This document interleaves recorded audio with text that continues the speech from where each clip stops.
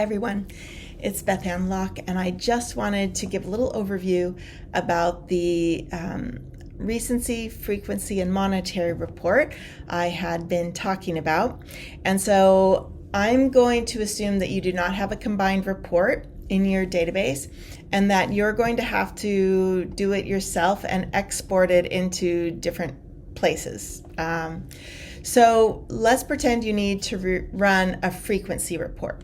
So in this example, I've run a frequency report and I have assigned, so you can see this, I've pulled the donor name, I've pulled the donor ID, I've pulled the gift recency, I've sorted this by donor ID, and then I've assigned each one a recency score. Each one of these a recency score.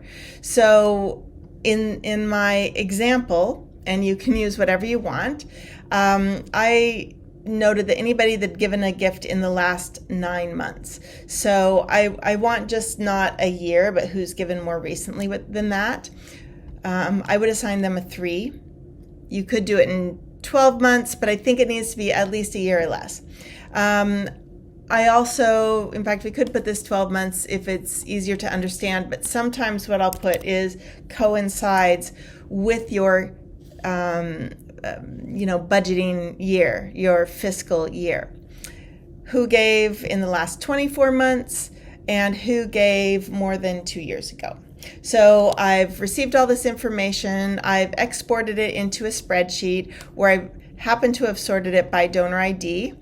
And I've then assigned a score. It may be that you first export it by the gift recency date, so it's really easy to assign, but we've given a score of between 1 and 3, with 1 being the lowest value. I then run a frequency report. A frequency report would be how many people have given in any amount of time. So in this case, I'm going to run the gift for the report for looking at number of gifts in the last 4 years. You can usually set the parameters, and I'm going to look at gifts, anybody who's given 5 or more gifts, and then I can usually just export that data, and then between 3 and 4 gifts, and then between 3 and 4 gifts, and then given 2 gifts. Of course, that will include the 3, but we want to just have this score. So the person who's given 5 gifts in 4 years, you may have a lot of them, in which case you might need to make this 6 or 7 gifts. Again, I would exclude monthly donors.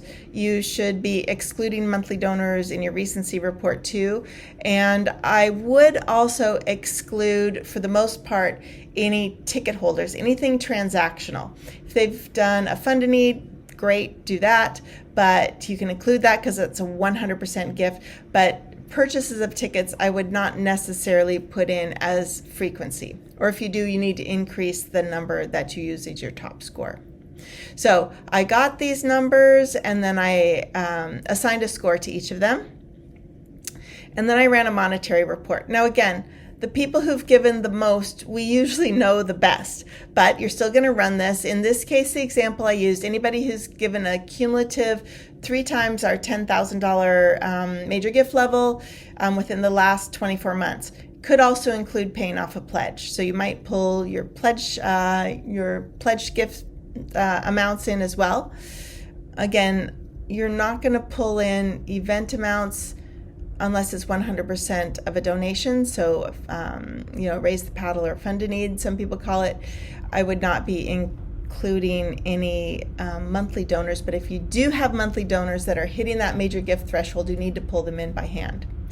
Anybody who gave a major gift level of 10K or more in the last 24 months, so anybody who's given at least once in the last 2 years at the major gift level. Then I had these 2 as well. Who's given 2 times the major gift level in the last 10 years? Now, that could end up being 1,000 or 2,000 a year for the last 10 years. That will give them a score of 1. So there's a possibility that that has meaning there. And then anybody who's given a single gift at the half major gift level, so 5,000 or more in the last 18 months. So this helps you kind of pull in those people who could be ready to increase, but they haven't had engagement, they haven't had personal contact, or you don't have a mid-level gift program, so you haven't been able to engage them very well. You've treated them kind of like annual gift donors, most communication by email and mail. So this just gives you that, and here I have the amounts. Again, I've given them the monetary score. There you go. So what I then would do would be to create something called the total, excuse me, and I will pull this information and put it here in this total. And then I'm going to take out this group of, so I'm going to delete and shift to the left. So I've got the score there. Frequency, got this here. And you can see that I've actually color-coded these so I know what they are.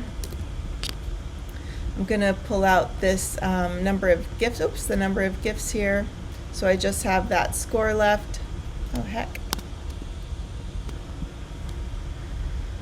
Delete, shift left, and then I'm going to grab the monetary. There we go. Control C, paste, Control V, and I'm going to take out this amount. Shift left. Okay. What this leaves me with is various donors sorted with having their names and their donor ID, and I am now going to sort by the donor ID. So I go to data, and this is the program I'm using. I'm going to sort. I'm going to sort by, my list has headers. I'm going to sort by score. Oh, cancel. I need to grab this. Okay, I'm going to sort by the score.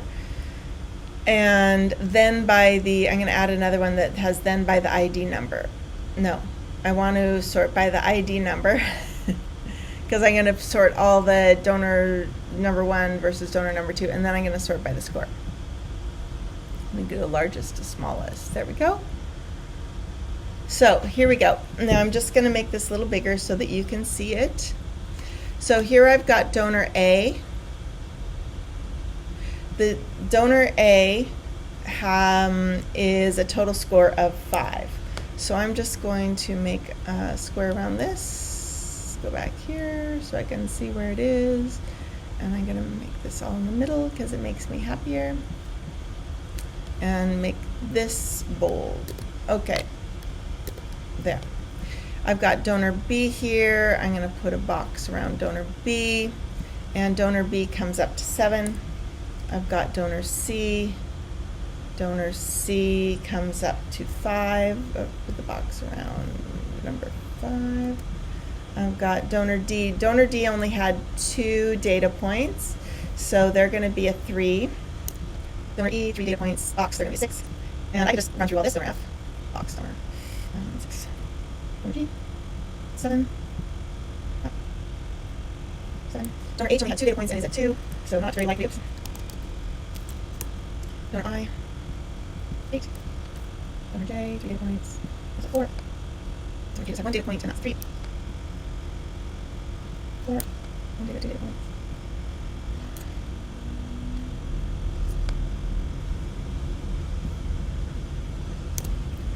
Okay, so I've finished all this, and now I've got the donor, all of donor A, all their scores are together, and they've come up to a 5. You can see right here. Now what I would do is I would take this whole thing, because we don't need every score, but I would save it.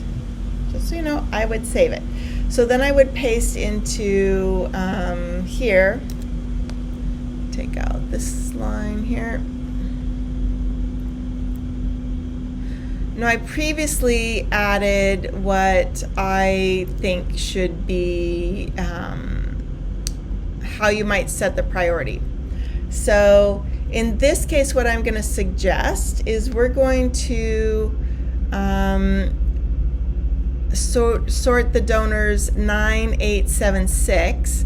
So everybody like that, I'm going to put in a golden because these are our top ones. They're going to be potential gold for us.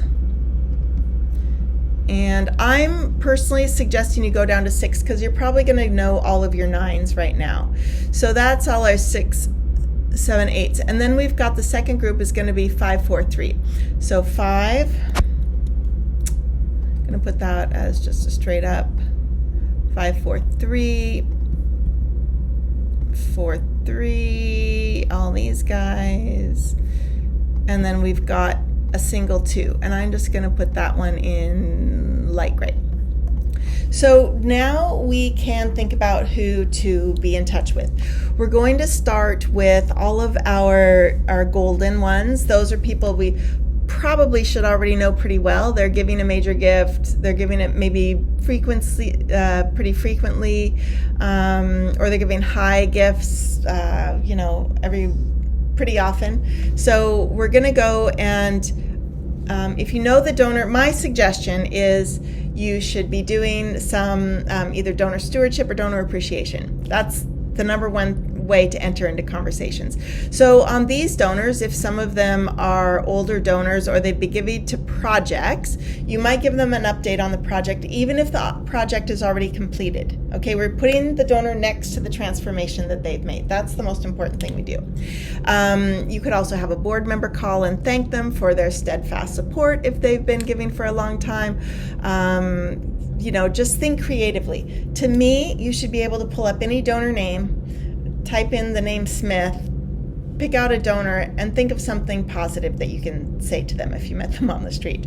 Okay? Our next group are probably the donors that we're going to need to do a little discovery on. So we don't know their total affinity. We might know that they've given a gift that was large in the past or given smaller gifts over time, or they're at the mid-range donor level, and yet they haven't had enough perhaps personal attention to feel like they want to engage more, or they feel like they're appreciated within the organization. So that's the kind of step I would take with them, is again put together for people who've done projects or for people who've done unrestricted giving. Let them know what you've done, what you've come to. If you have a new strategic plan, you might say, hey, didn't know if you'd had a chance to look at or have seen in our last annual report, etc., or seen our announcement of our new strategic plan that the board has worked on. I'd love to be able to get your thoughts on it, or share some insights with you. Those might be, would you like to, using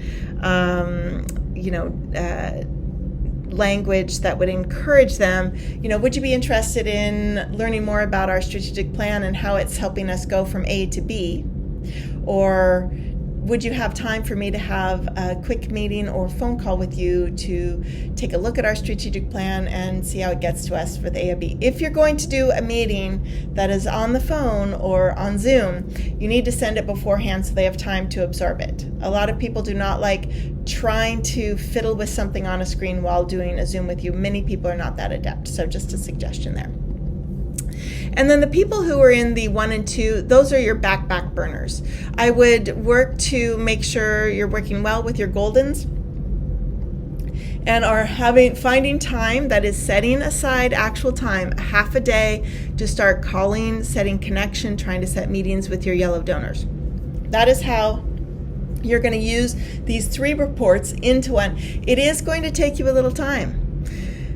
I mean, it'd be great to have one of those fantastic CRMs that has it all for you, but you probably have to pay more for that. So if you don't have that, you're using Salesforce or something like that, use the tools you have, do some handwork, but this is going to help you find people already giving to you.